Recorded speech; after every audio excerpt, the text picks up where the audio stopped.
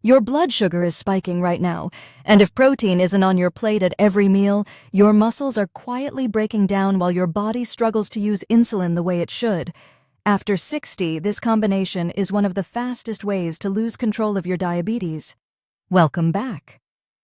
Today we're talking about something that doesn't get nearly enough attention in the diabetes conversation: protein.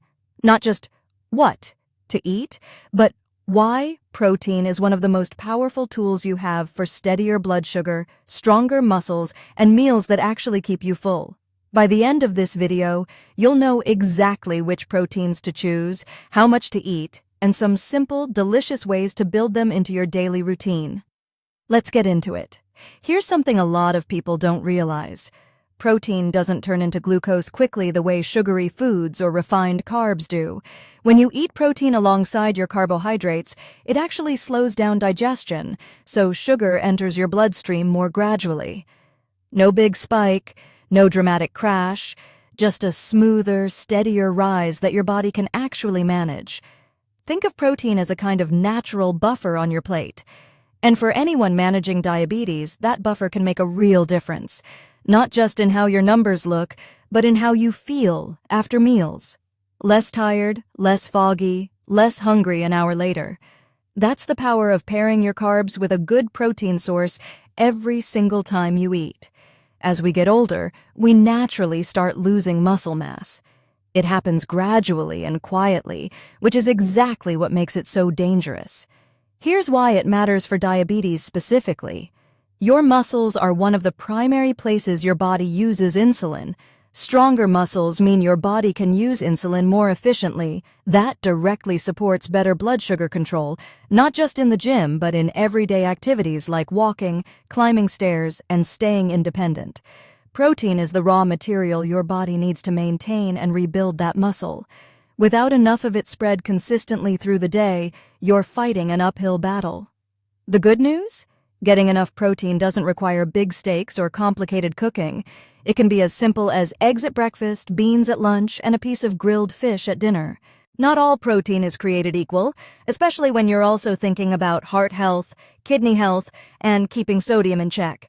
For animal proteins, your best bets are fish and seafood a couple of times a week, baked, grilled, or steamed, along with skinless chicken or turkey, eggs, and low-fat dairy like Greek yogurt or cottage cheese. On the plant-based side, beans, lentils, and chickpeas are incredible. They bring protein and fiber, which is a double win for blood sugar. Tofu, tempeh, edamame, nuts, and nut butters round things out beautifully.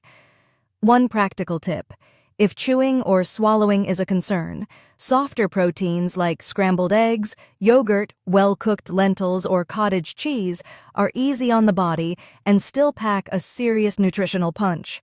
Variety is your friend here. You don't need to overhaul your entire diet. Start with one meal at a time. Visualize your plate in thirds: half non-starchy vegetables, 1/4 healthy protein, 1/4 whole grain or starchy food. That's it. For breakfast, try Greek yogurt with berries and a small handful of nuts, or scrambled eggs with spinach on whole grain toast. Lunch could be a salad topped with grilled salmon or chickpeas. Dinner might be baked chicken or tofu stir-fry with brown rice and steamed vegetables. For snacks, keep it simple: a small cheese stick with an apple, hummus with cucumber slices, or a cup of cottage cheese. The key is consistency. Spreading protein across all your meals, not just dinner, is what keeps your blood sugar steady and your muscles supported around the clock. If this video helped you think differently about protein and diabetes, please give it a thumbs up. It helps more people just like you find this content. Subscribe so you never miss a video, and drop a comment below. What's your go-to protein at breakfast? I'd love to hear what's working for you. And if you want the high-protein meal planning guide I recommend, the link is in the description. You deserve meals that make you feel strong, steady, and genuinely good. Protein is one of the simplest, most powerful steps you can take. And now you know exactly how to use it. As always, consult your doctor before starting any new health routine.